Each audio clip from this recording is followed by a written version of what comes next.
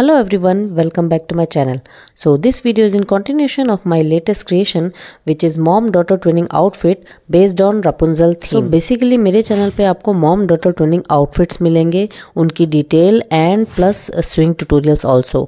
सो इससे पहले मैंने अपने आउटफिट की स्विंग ट्यूटोरियल भी अपलोड की है एंड इस वीडियो में मैं आपसे शेयर कर रही हूँ कि किस तरीके से मैंने अपनी दोनों डॉटर्स के लिए ये आउटफिट क्रिएट किया है. I love creating theme based outfits for my daughter और ये एक पिंटरेस्ट इंस्पायर्ड आउटफिट है. और ये तीनों ट्विनिंग आउटफिट बनाने के लिए मुझे कितना फैब्रिक लगा, कितना कॉस्ट पड़ा, ये सब डिटेल इस आई बटन पे क्लिक करके आप वीडियो में देख सकते हैं. एंड इसके साथ ही मैंने डिटैचेबल स्लीव्स भी बनाई, इसके वीडियो की लिंक भी आपको डिस्क्रिप्शन बॉक्स में मिल जाएगी. So don't forget to check out my description box. Now let's start with its tutorial. तो इसके लिए मैंने सबसे पहले बॉडी पार्ट को कट किया है. सारे ही मेजरमेंट जितना मैंने लिया आपको स्क्रीन पे दिख जाएगा. लेंथ बेसिकली मैंने ली है 11 इंचेस की और उसके बाद यहाँ मुझे स्ट्रैप्स लगाने हैं तो उसके लिए मैं सेपरेट मेजर कर रही हूँ. मतलब सेंटर से मुझे 4 इंच के डिस्टेंस में मुझे दोनों स्ट्रैप्स चाहिए तो उसके अकॉर्डिंगली मैंने मार्क किया है. चेस्ट यहाँ पर रखी है मैंने 5.75 इंचेस और उसके बाद 2 इंच का एक्स्ट्रा मार्जिन दिया है बिकॉज बढ़ते बच्चे हैं, छोटा बड़ा तो होते रहता है तो उसके अकॉर्डिंग मैंने अंदर एक्स्ट्रा मार्जिन दी है. नेक की डेप्थ ली है मैंने 5.5 इंचेस. इसे मैंने इंची टेप को ऊपर इसलिए रखा है बिकॉज यहाँ पर स्ट्रैप आएगा तो स्ट्रैप 4 इंचेस का रहेगा तो उसके अकॉर्डिंगली ही मैंने टॉप से ही लिया है नेक का डेप्थ. और इसके बाद इसे इस तरीके से कट कर लेंगे बिकॉज यहाँ पर स्ट्रैप आएगा तो वो स्क्वायर सिंगल प्लेन में ही कट होगा. और इसी तरीके से यहाँ फ्रंट और बैक दोनों का मैं कट कर ले रही हूँ. बैक को थोड़ा सा मैंने बड़ा रखा है और इसी तरीके से यहाँ पर 4 पीसेस को हमें कट कर लेना है बिकॉज यहाँ पर लाइनिंग 2 लगा रही हूँ मैं बिकॉज इसे इनविजिबल स्टिच में हमें क्रिएट करना है. और यहाँ पर बैक पोर्शन में मैं यहाँ पर डोरी लगाऊंगी जिगजैग में तो उसके लिए मैं यहाँ पर स्लैंट हल्का सा वी शेप में मैंने कट कर दिया है. अभी के लिए मैंने इसको जॉइन मतलब नीचे से भी कट नहीं किया है बिकॉज स्टिचिंग में फिर दिक्कत आती है, दोनों पीसेस अलग अलग जॉइन हो जाते हैं तो इसी के लिए मैंने यहाँ पर अभी जॉइंट ही रखा है और उसके बाद मैं इसे कट करूँगी जब पूरे बॉडीज़ में ये जॉइन हो जाएगा उसके बाद. और यहाँ पर फ्लेयर के लिए मैंने वेस्ट लिया है 5.5 इंचेस का और ये वेस्ट पोर्शन है तो यहाँ पर एकदम कर्व आना चाहिए तो इसलिए मैं टॉप से एक कर्व शेप भी बना रही हूँ. और इसके बाद इसी तरीके से मार्क करके सब पूरा मेजर करेंगे अगेन 5.5 इंचेस आ रहा है या नहीं और उसके बाद यहाँ पर इसे कट कर लेना है इसी सर्कुलर फॉर्म में. और इसके बाद जितनी लेंथ चाहिए मुझे वो मैंने यहाँ पर मार्क कर लिया है और उसी के अकॉर्डिंग यहाँ पर कट कर लेंगे. एंड देन इसके बाद इसे भी मैं 2 पीसेस में कट कर रही हूँ बिकॉज फ्रंट और बैक में लगेगा. एंड देन अगेन अंदर एक और लाइनिंग लगेगी बिकॉज इसे इनविजिबल स्टिच में बनाना है. और इसके फ्लेयर के लिए मैंने यहाँ पर पूरा जितना भी मेरे को मेजर चाहिए बिकॉज मैं इसे रफल में क्रिएट कर रही हूँ तो उसे स्ट्रेट कट कर ले रही हूँ. एंड देन इस तरीके से फोल्ड करते हुए जितनी लेंथ चाहिए उसको लेना है. एंड देन उससे 2 लेयर और छोटा मैं क्रिएट कर रही हूँ तो उसके लिए यहाँ पर अभी कट कर रही हूँ.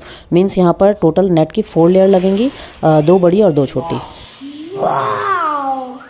नाइस ना? हाँ. Wow, so pretty.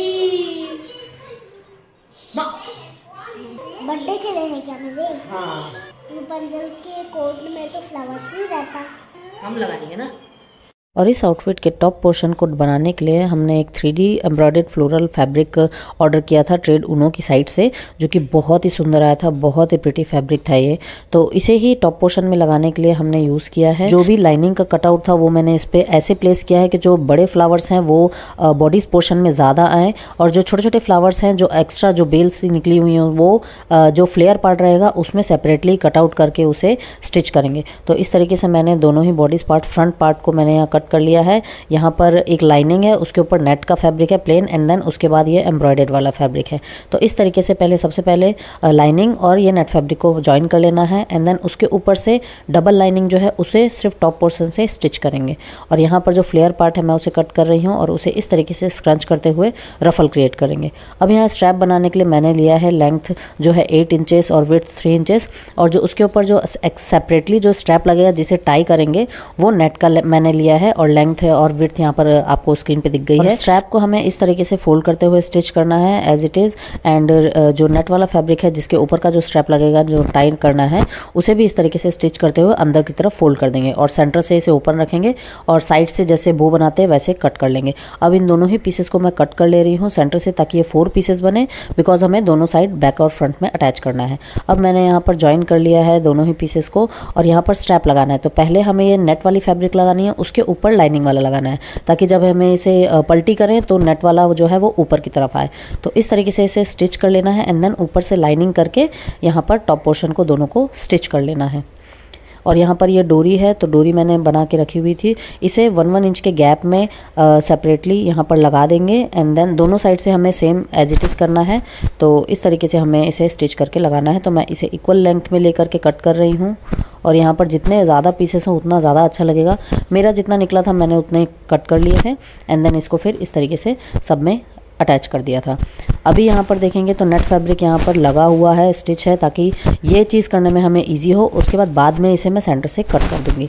तो इस तरीके से पहले यहाँ पर नेट वाले स्ट्रैप को लगाएंगे, उसके ऊपर लाइनिंग लगाएंगे और यहाँ से सिलते टाइम हमें 1/2 इंच थोड़ा सा साइड करना है, बिकॉज वहाँ पर स्टिच आएगी। तो जब 1/2 इंच का जब स्टिचिंग होगा उसके बाद यहाँ पर अच्छा सा किनारा दे करके हमें स्टिच करना है। तो वो प्रॉपर जब इसे पलटी करेंगे तो वो एग्जैक्टली उसी प्लेस पे आएगा। इसे अंदर से हमें हल्के से कट्स लगा लेने हैं और यहाँ पर स्ट्रैप जो है वो मैंने अंदर 1/2 इंच एक्स्ट्रा छोड़ा है, बिकॉज अगर कभी छोटा पड़ता है तो वो हम उसको स्टिच को ओपन करके थोड़ा सा और बढ़ा सकते हैं लेंथ को।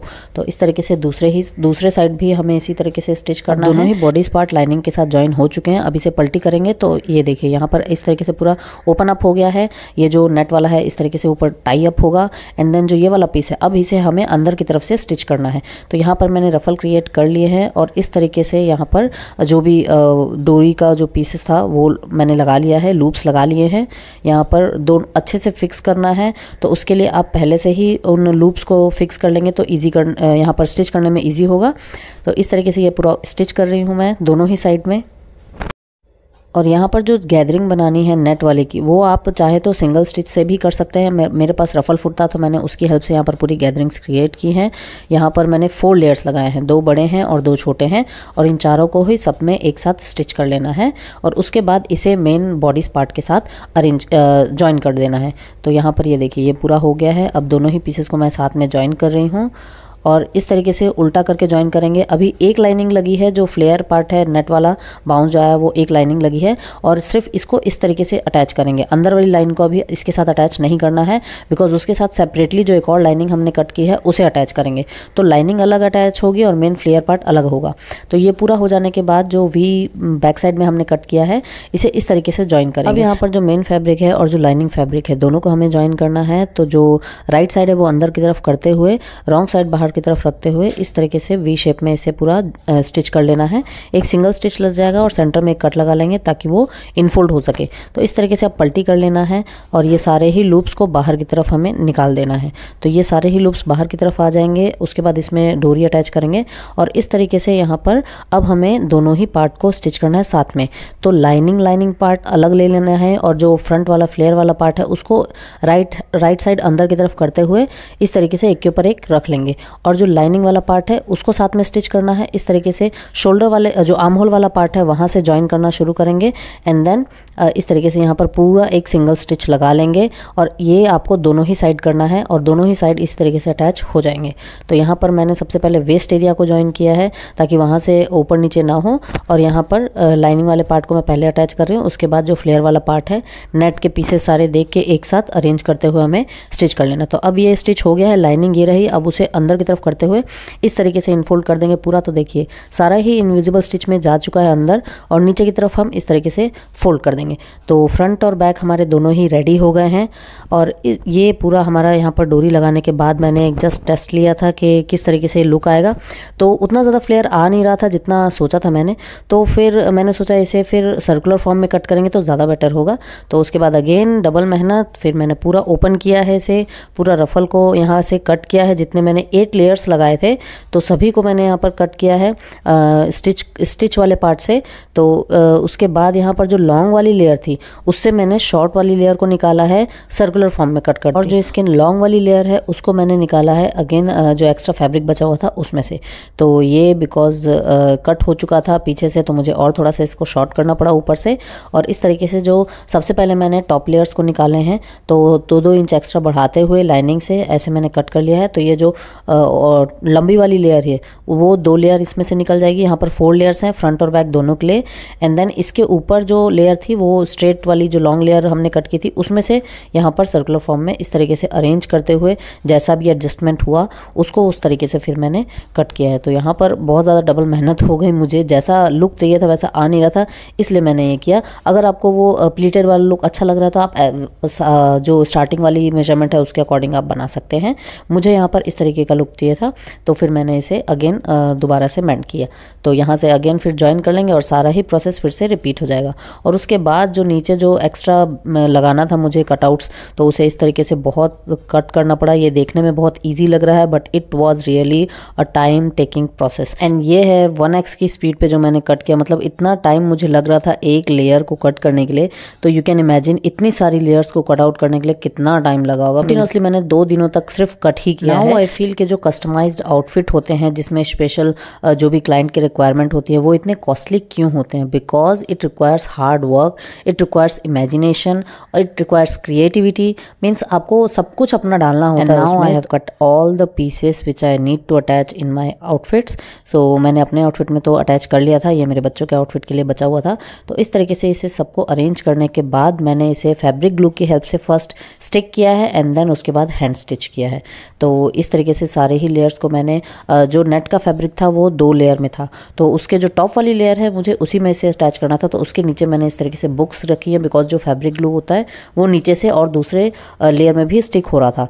तो मैंने बुक्स रखी हैं, उसके ऊपर फिर सिंगल लेयर में मैंने ये सारे ही लेसेस को, सारे ही पीसेस को अटैच किया है और इसके बाद इसे फिर स्टिच भी किया है। तो आप लोग देख सकते हैं इसमें डबल वर्क हुआ है। मीन्स स्टिक भी करना है पहले फैब्रिक ग्लू से ताकि वो अपनी प्लेस पे रहे, एंड देन उसे स्टिच भी करना है ताकि वो वॉश करने पे निकले नहीं। But I must say above all the hard work and this creativity and the time consumed in this particular outfit, I loved how it turned out.